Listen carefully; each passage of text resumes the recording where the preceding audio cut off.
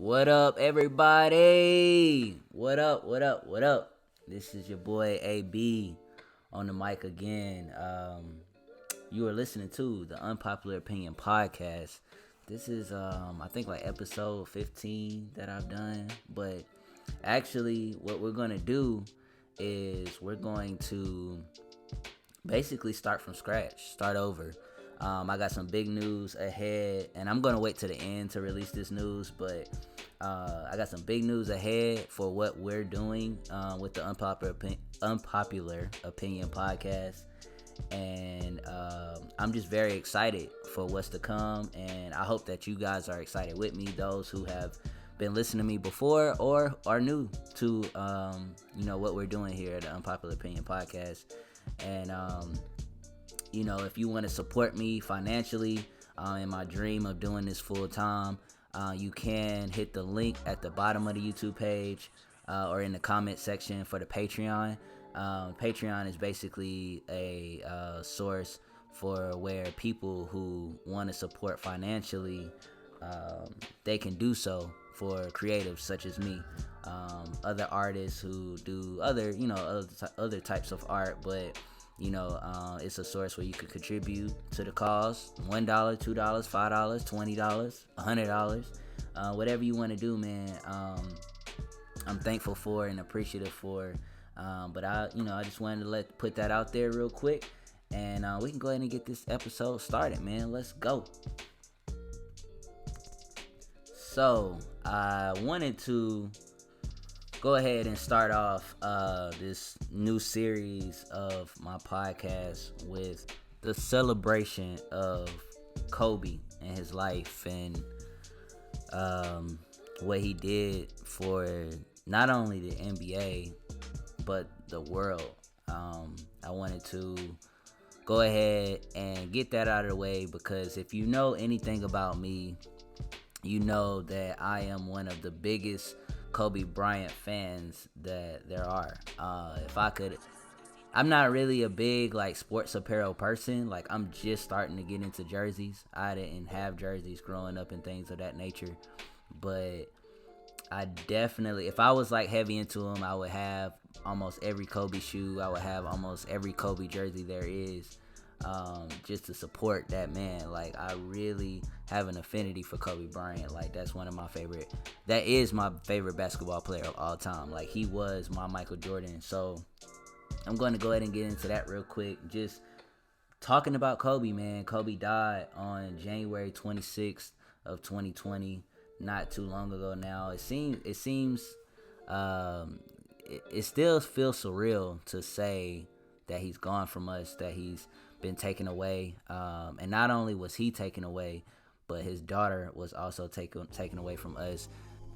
Gianna Bryant, born on May 1st of 2006, was taken away from us as well. They died from a plane crash, as you all know.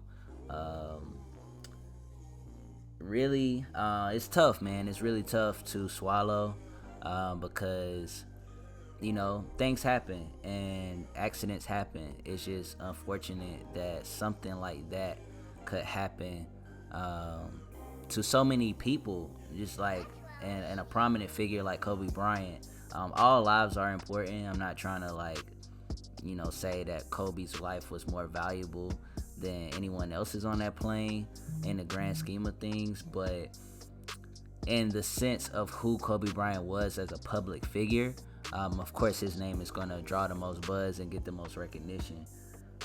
And it hurt. It really hurt for a lot of those who've seen Kobe Bryant perform for 20 years in a Lakers jersey. My prayers go out to his family and those, his mom, his dad, his wife, of course, Vanessa Bryant, who I know is grieving, probably uncontrollably still to this day, and probably will continue to. Of course, I don't know her, but it's got to be tough to lose someone that you've known for so long. It's not Kobe and Vanessa was married recently. They've known each other since kids, basically. So it's really a tough pill to swallow. But I'm going to go into Kobe's on-court accomplishments, and just what he did on the court, but then I'm going to discuss what he did off the court as well and the accomplishments that he made. We know one of those was just him being an Academy Award winner for Dear Basketball. I'm going to come back and revisit that, but that was just a major deal, I think, for not only him and what Kobe represents, but also just for athletes around the world. Just people in the NBA still to this day, I'm sure, inspired by Kobe Bryant and him, almost immediately coming out of retirement and doing something so prominent, something so huge, something so big for athletes. Just showing that, hey, athletes are more than just athletes. They are so many other things. We are so many other things. We're not just one thing. It's not just because I dribble a basketball or I throw a football or I throw a baseball that's all that I am. That's all that I can do.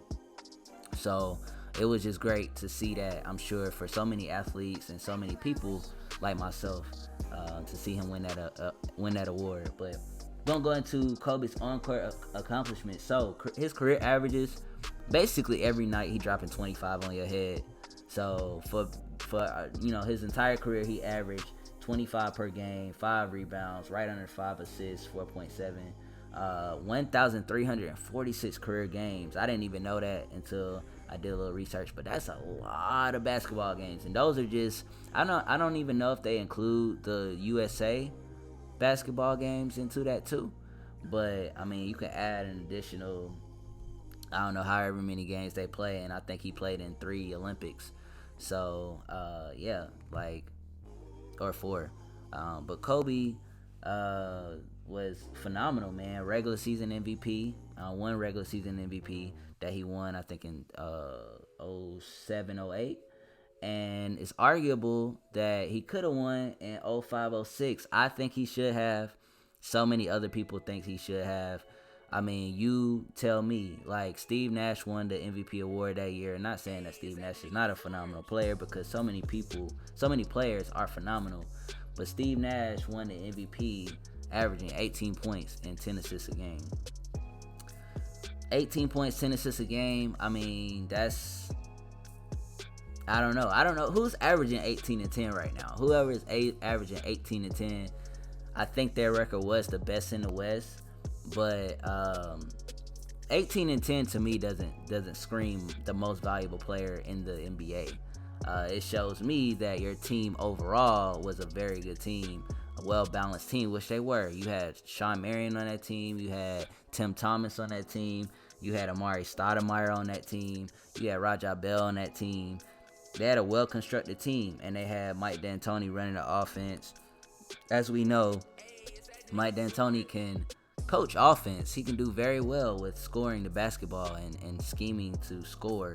And I think they had that offense, that 7 seconds or less offense, where basically they was just running teams off the court. They was running teams out of the gym. So they were scoring a lot of points during that time. They probably had the number 1 offense in the league that year. And but what Kobe was doing was just unseen. I hadn't seen since James Harden as of late. I hadn't seen someone score the basketball at that rate. And not only just score, but also defend. He was also defending the best player on the other side of the court. Kobe was averaging 35 points per game that season. 35 points per game. That was the most since Michael Jordan, before James Harden recently broke it. I think this past year, where he averaged 37 or 36. But he was averaging 35 points per game. And during that season, he dropped 62 points in 33 minutes.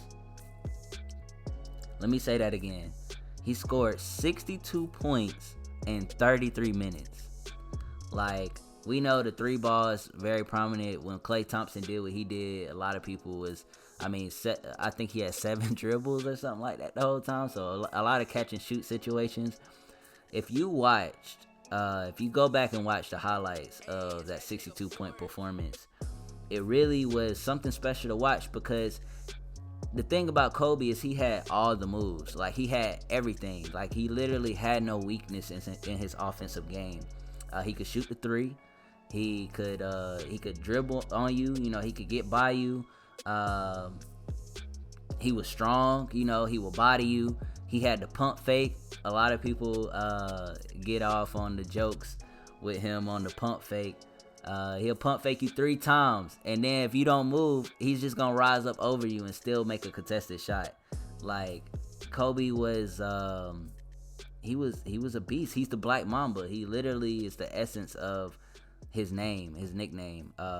He did some things that inspired so many, and still inspired to this day, man. It's like you watch that guy play basketball, and it's a elegance, but there's a force to watching him play basketball. I'm going to continue to go into his accomplishments. But like I said, I think he should have won 2 MVPs, but that's just me. We got an 18-time All-Star. So I'm sure he didn't start his first 2 seasons in the NBA. So basically, from the time that he started in the NBA until he retired, Kobe was an All-Star. I mean, you could say they threw a couple in there at the end of his career. Yeah, I mean, that happens for most legends in the NBA.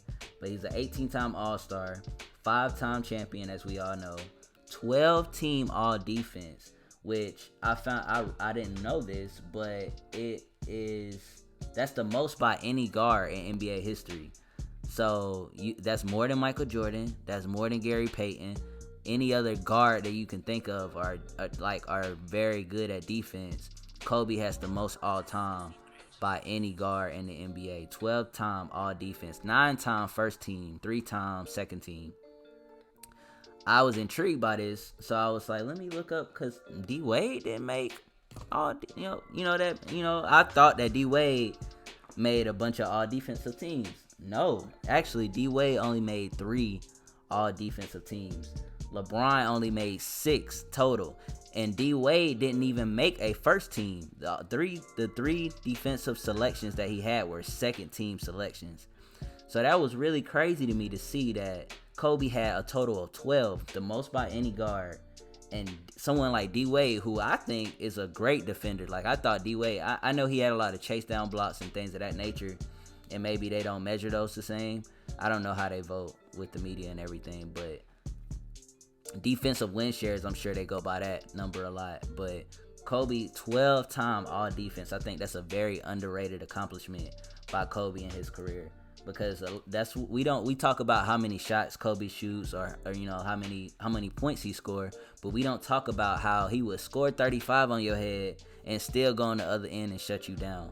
So we've seen Kobe get dusted too. You know what I'm saying? We've seen Gilbert Arenas drop 50 on him. We've seen Tracy McGrady drop big points on him. We've seen AI, give him the business. But these are top of the line offensive players. But y'all, the 3 people I named are some of the best players to ever dribble a basketball, including Gilbert Arenas. I think Gilbert Arenas doesn't get enough credit for how good he was in his prime. He just didn't have the longevity to go along with that. But Gilbert Arenas, Agent Zero, that was definitely one of my favorite players to watch. I'll also throw Brandon Roy in there, which he don't get enough credit either. But much love to Brandon Roy, because he was killing it, and I loved his game. I love to watch him play basketball. 4-time All-Star MVP, 2-time scoring champion, most points, in average for that season. 15 All-NBA, 15-time All-NBA. Like, that means I've been one of the best 15 players in the NBA for 15 years. Like, that's incredible. That's phenomenal. 96, 97 All-Rookie team. 2-time Finals MVP. We know that was the 2 that he won after Shaq left. The 08-09 title and the 2009-2010 title. I just want to go into a couple of key games that Kobe performed in that I thought were phenomenal, and you can go back and check on YouTube or check wherever you watch highlights and things of that nature. Go back and watch these games, man. Go back and watch the highlights of these games. If you can't watch the full game, watch the full game, but go back and watch the highlights of these games. The one that I already mentioned was a 62-point performance in 33 minutes, 58% shooting in that game. That was December 20th, 2005. Against the Dallas Mavericks. If you just watch that game, man, like I said, I went into Kobe's bag earlier of the moves he had. Like I said, he had no offensive weakness. He could make threes. He could pump fake you. He could get by you. He could dunk on you. He could make tough layups. He make and ones. He could dribble by you. He could make the right pass. Like, people don't give Kobe the credit that he deserves for making the right pass. Like, Kobe made some really good passes, especially in those Shaq days. And with Powell, the pick and roll that he had with Powell, man, like, Kobe was just a cerebral talent. He was just a great, phenomenal player. Kobe was just massively aggressive. I was watching, I think it was in that 62, when Kobe's so focused on, like, dominating a game. It was a guy literally, like, a couple steps. He was coming off a pick, I think, and they doubled him. So, he had a guy in the right wing wide open. Kobe still shot over two people when he had the wide open guy for the three and made the shot. I know that's not technically the right basketball play, but, and I'm putting up air quotes for that. Kobe was you just gotta respect it, man. You just gotta respect it, especially when it goes in. Like, we ain't got no argument when it goes in. So I just love to watch Kobe play basketball. In the month of January, in that season, that 05-06 season, that he averaged 35 points per game. He also averaged like 5 rebounds and 5 assists that year as well. But he averaged 43.4 points in the month of January. He was literally going on a tear. And we've seen, like, I think James Harden done something like equally as impressive or more impressive last year. I think he averaged like 48 a game in a month or something crazy. And we just got to think, like, the NBA in 05-06 is almost a completely different NBA that we're watching now, or we've been watching the last 3 or 4 years. Basically, since Golden State has been dominating, we've been watching an entirely new NBA. Steph Curry has done that for the NBA. He's changed the game, literally. There was this graphic, and if I can get the slideshow, like if I can get the graphic on the YouTube page, I'll show you the graphic of how the NBA was about 10 to 15 years ago and how the NBA is now in a shooting chart of how many shots are taken behind the three-point line today and how many shots were taken behind the three-point line 10 to 15 years ago. And it looks completely different. It's a completely different game. They're playing a completely different game. So like I said, 43.4 points in the month of January, which is just crazy. A whole month. I think a total of 15 games. I'm averaging 40 like out the gate.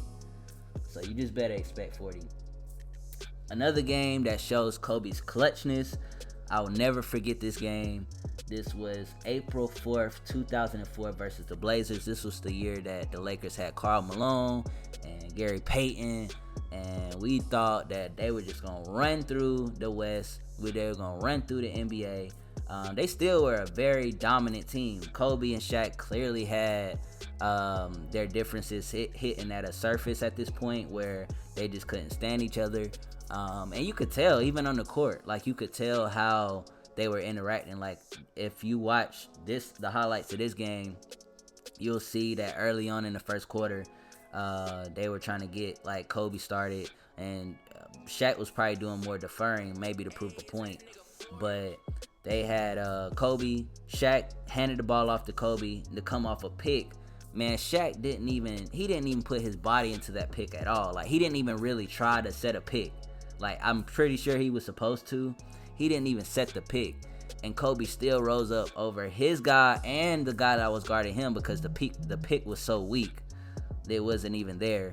He rose up over two dudes, still made the shot. Killing it that game.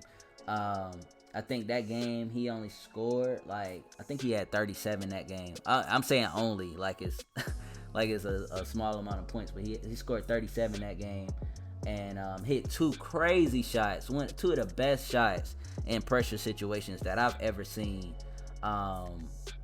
To force the game into overtime and then to win the game in overtime. It was a crazy sequence if you go back and watch it. That was on April the 4th, 2004 versus the Blazers. Hit two incredible shots to win the game. It's Kobe Bryant, man. What can you say? And then another game that I thought was very, of course, we all know this game, 81. Kobe dropped 81 on Toronto on January 22nd in 2006. The second most points in NBA history. I don't even think that's going to be top. Not for a while, man. I mean, Harden probably would be the closest one to do it at this point, just because he has the freedom to kind of just do whatever he wants on offense. But I don't even see it now just because Russell Westbrook is on that team, and Russell Westbrook going to get his 20-25 shots. Like, he's going to get those. So unless Harden is just like on fire like crazy, I don't see it happening. But he is the closest person that I think could get it. Maybe Luka as well, I would say, because Luka has a lot of freedom in that offense. But again, like, Kristaps Porzingis is on that team, he's going to get his shots. So I don't know. I don't see that being beat anytime soon. But dropping 81, I'm sure you've seen the highlights already if you're an avid sports fan, and if you're not, then just watch. I mean, and I don't even know if people who don't play basketball would have an appreciation for how hard it is to drop 20 in a game in the NBA, not 80. Like, to drop 20 in an NBA game is tough, and to do that consistently. But Kobe was so crazy hot during that time, and this was still in that month of January, where you can combine the total for where he got to 43 points per game.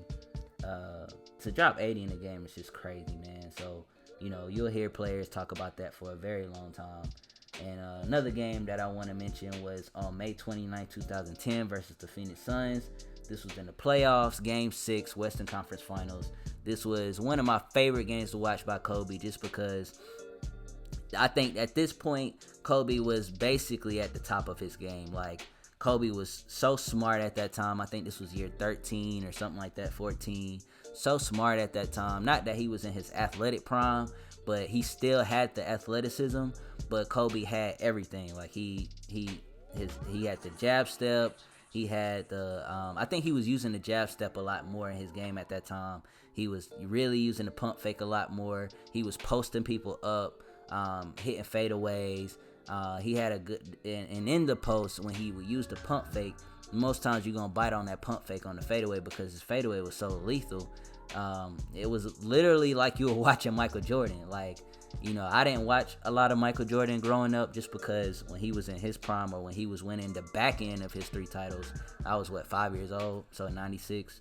So I didn't watch a lot of Jordan, but just to watch some of his highlights going back and seeing how he would do the same moves, or basically Kobe would take those moves and add them to his game, I think that's nothing but smart. Why not take from the best? Like, if you want to be the best, you study the best. So Kobe was definitely close to that level, and even Michael Jordan said it himself. He said that if anybody could beat me in a one-on-one in my prime, it would be Kobe Bryant, because he took all my moves. But it was just, even Michael Jordan himself said that. So, another game, and I gotta mention this play. At the end of the game, Kobe hit a clutch shot over Grant Hill and another player too. He was double teamed. As soon as he got the ball, they sent the double team. Kobe takes the ball, take it one dribble, rise up over 2 people, makes a clutch shot to basically ice the game. Taps Alvin Gentry on the backside, and goes down court and do the airplane. We going home. We flying home. We in Phoenix, but we going home. Let's go home. Get ready for this NBA Finals. That was one of my favorite moments by Kobe, man. It's so crazy. It's so crazy, like, that he's gone. How, bro? How? 41 years old, gone way too soon. Yeah, man. It's just like me reminiscing about these moments. I just still can't believe it, man. It's really, it's really hard pill to swallow. Yeah. So the next thing I wanted to speak about was, a lot of people, don't realize like how good of a player Eddie Jones was. If Kobe would have had, those 2 seasons to really kind of figure it out and start at that time, because starting during that time wasn't very, starting for a rookie at that time wasn't like a big thing. A lot of coaches didn't do that. They, rookies had to earn their way up, just because there was not many Kobe's. Kobe was one of the first players to come out of high school straight into the NBA. We know KG did the same. We know Tracy McGrady did the same. But a lot of those were later. Kobe was one of the first to come out of high school and just, be ready for the NBA day one. And I think it was clear that he was ready on day one, even though he didn't start. The only reason he didn't start is because Eddie Jones was such a great player. He was a multiple-time All-Star. And, a lot of times they want to humble the kid. They want to humble the kid to get him ready for, a lot of people think they're big stuff when they come out of high school, when they come into the NBA. It's a grown man game. So, sure, that was what they were trying to do. But Kobe was such a mature athlete. He was, he was mature at 18. He was, dating Brandy at 18. Taking Brandy to prom. Which, I'm transitioning into that. He was the 96-97 slam dunk champion. The under the legs dunk, which a lot of people saw. If you watch ESPN a lot, you see those highlights. He hit that under the legs dunk. You see Brandy cheering for him on the sidelines. He had the NBA in a frenzy. At that time, a lot of people wanted to see Kobe Bryant succeed. He was the hope for the NBA. He was the next, great hope. After Michael Jordan, we knew that, Kobe Bryant was going to be up next. And he was. He basically, he didn't exceed Michael Jordan, but he was damn close. He was, right there with Michael Jordan and what he accomplished in his career. And I would argue that if Mike D'Antoni didn't tear his Achilles, I'm blaming you, Mike. I'm sorry. You don't play Kobe that many minutes. I think Kobe was averaging 46 minutes a game. And I know they were in a playoff push, and most people ain't gonna tell Kobe no anyway, especially at that time. But I'm just like, come on, bro. You gotta preserve my dog. And I think we needed to win every single game to get into the playoffs at that point. We ended up being the 7th seed because we was really close with whoever the 8th seed was at that time. They ended up losing, I think, their last game. We ended up winning our last game, and we got the 7th seed. But we had Pau Gasol shooting threes in the corner to open space for Dwight. The team was just a disaster, man. We had a 41-year-old Steve Nash still trying to run point, still trying to, average 29, 28 minutes a game. It was just terrible. That was a rough season. But that was the beginning of the end of Kobe's career, basically. And before that, which is crazy, before that torn Achilles, Kobe was averaging 27 a game. So it's not like he was really falling off before the Achilles. The Achilles accelerated his downfall or his downslope and his production on the game. But he came back from the Achilles. I think he averaged 20 the next year, but he got that knee injury. Then it was the shoulder injury, and you just saw he was just breaking down, man. It's just tough. But yeah, so slam dunk champion, like I said, 9-time first team all defense, 3-time second team all defense. So now I'm gonna go into a few of Kobe's off-court accomplishments.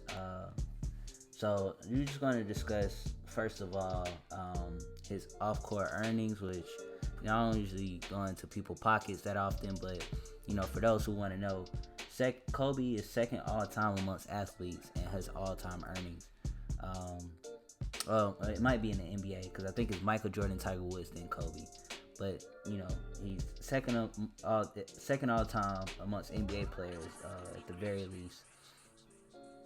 He had the sports drink body armor, which he promoted a lot. I started taking notice that he was promoting it. And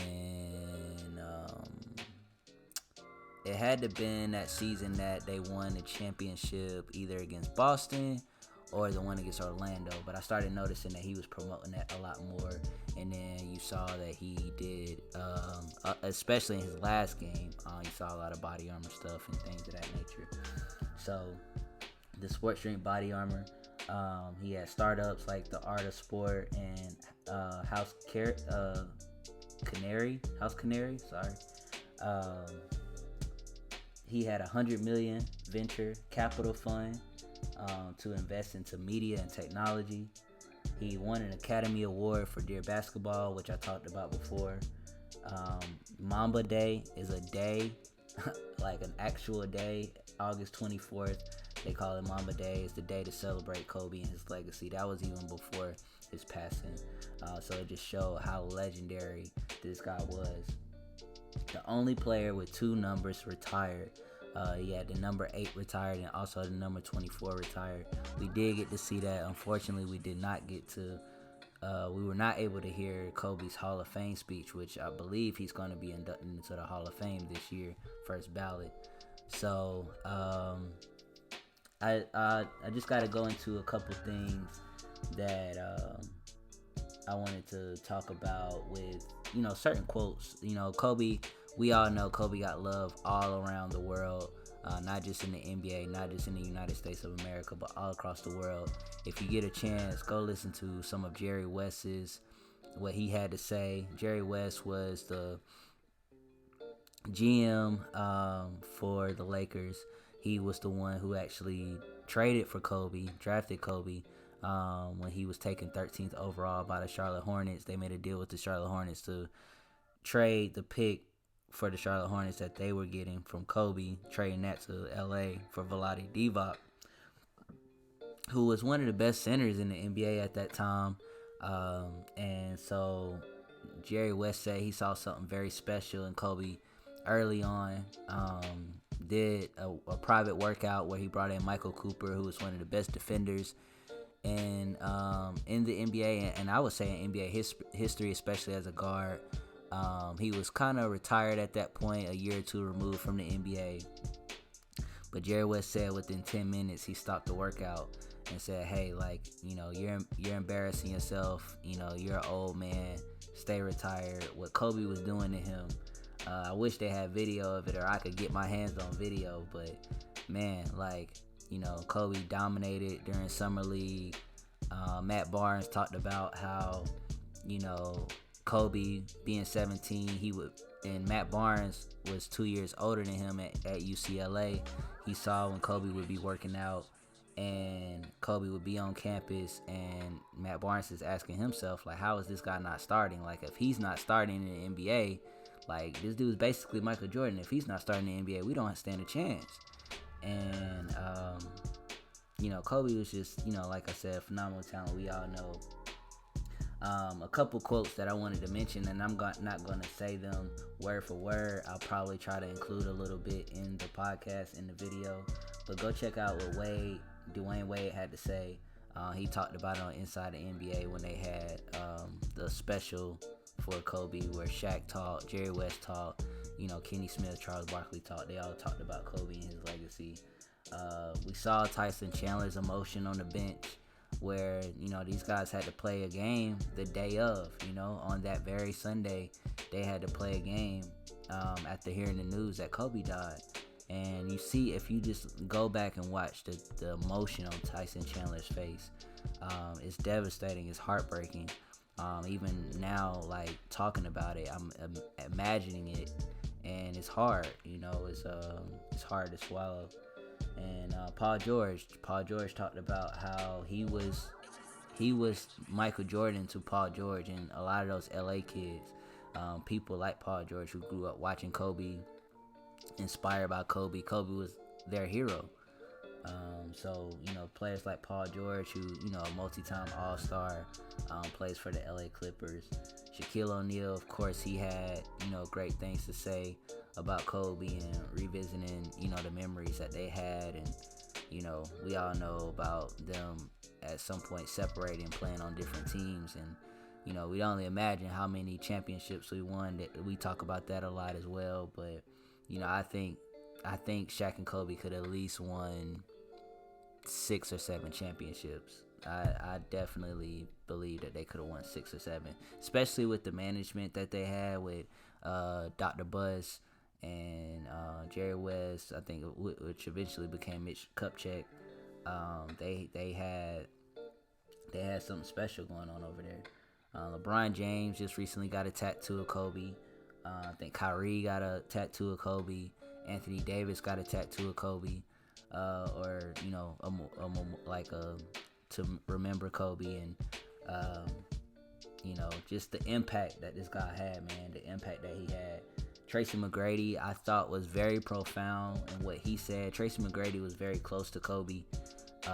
They were, they would be together a lot. They had a great relationship, great friendship.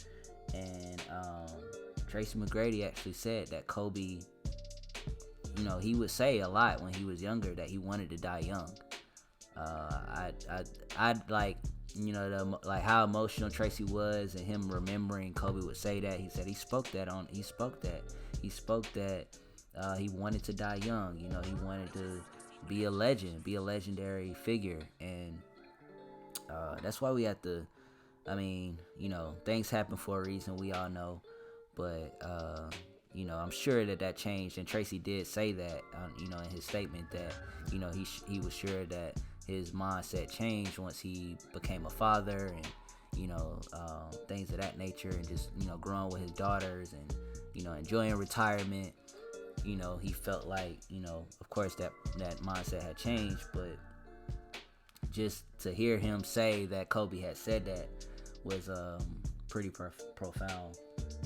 Paul Pierce, he was impacted by Kobe in a different way too. He said that he actually wanted to get to know his father because of Kobe's passing.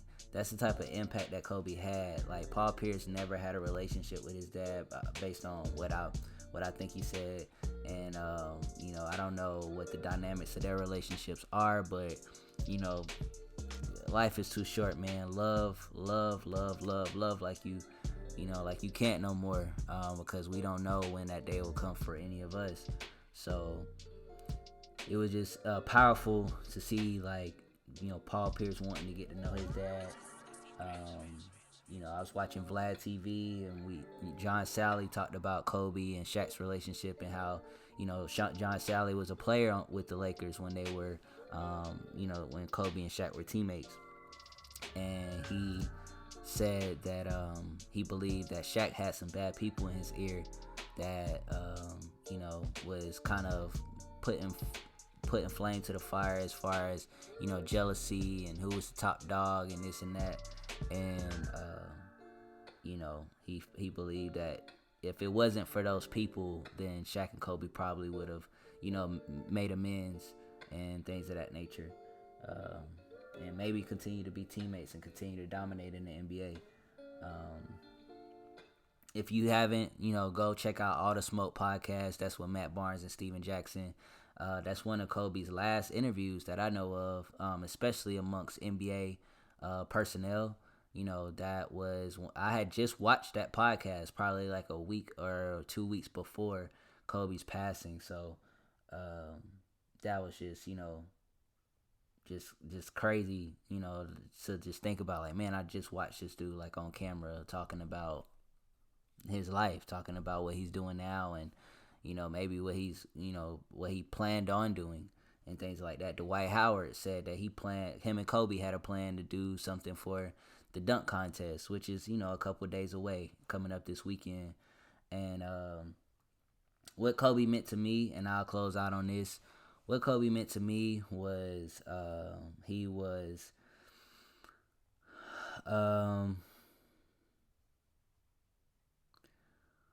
I think the most inspiring thing about Kobe was his fearlessness, his never say quit attitude, his desire to keep going even when he didn't have nothing left, to completely exhaust himself, and to never say die, and no matter what, I'm going to give it my best, and I'm going to give it my all, and I'm going to do that consistently. And I think that I'm inspired personally by that every day, and I want to take that on with me. To do those things requires a lot of sacrifice. It requires a lot of, a lot of planning, a lot of self-discipline. And Kobe displayed that almost perfectly to me. Of course, we know Kobe had flaws, and we don't know what he did on a day-to-day, but his work ethic, we know that man worked. We know that man worked, and he worked hard.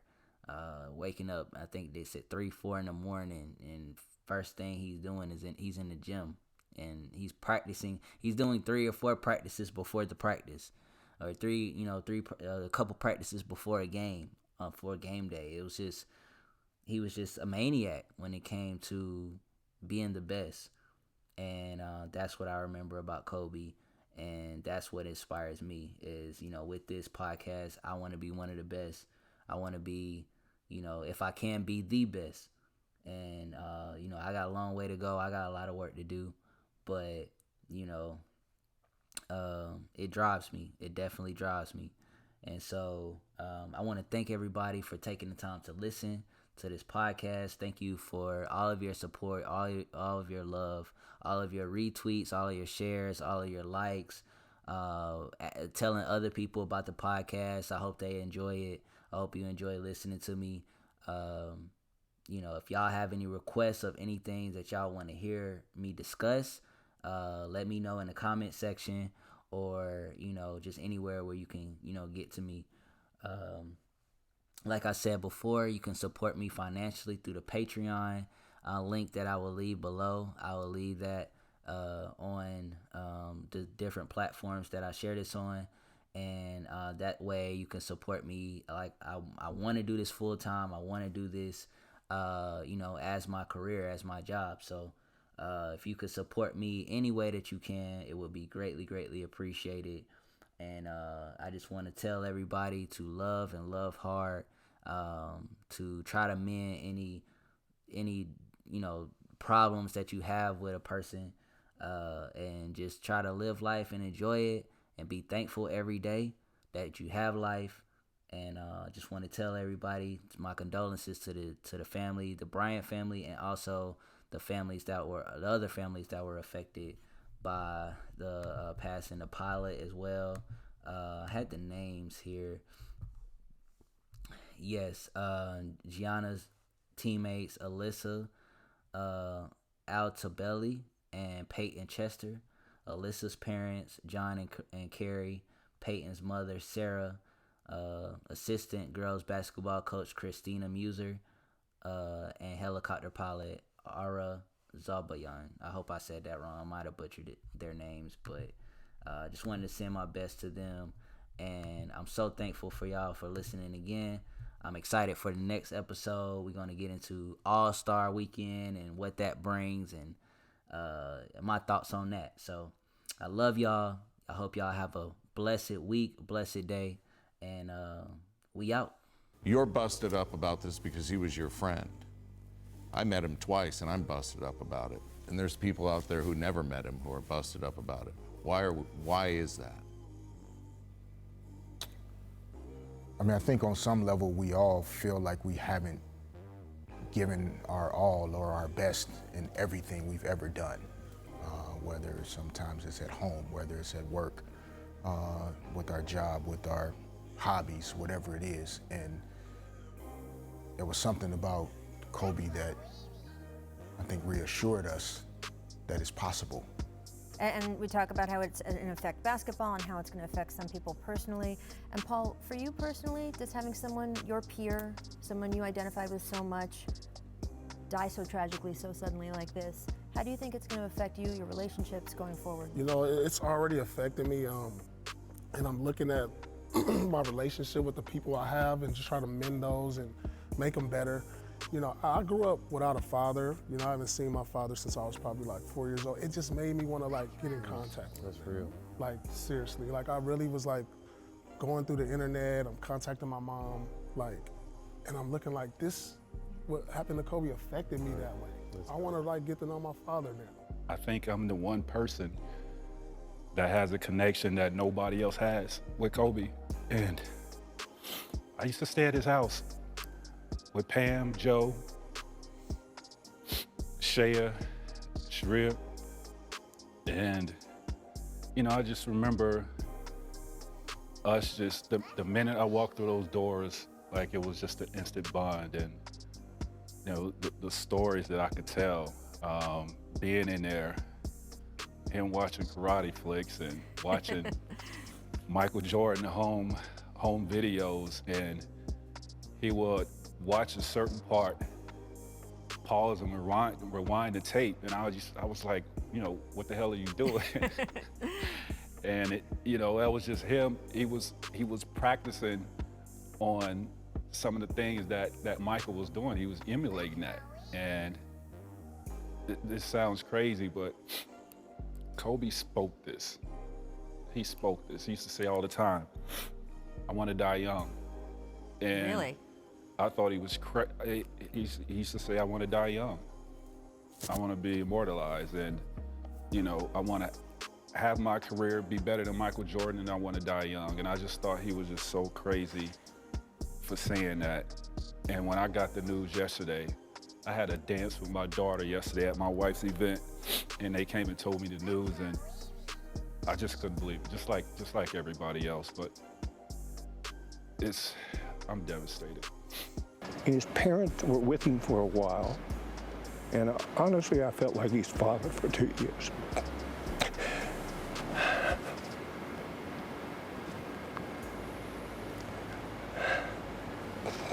I don't know if I can get over this, I really don't.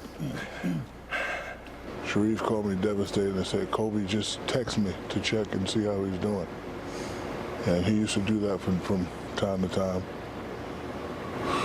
It just makes me think that in life, sometimes instead of holding back certain things, we should just do.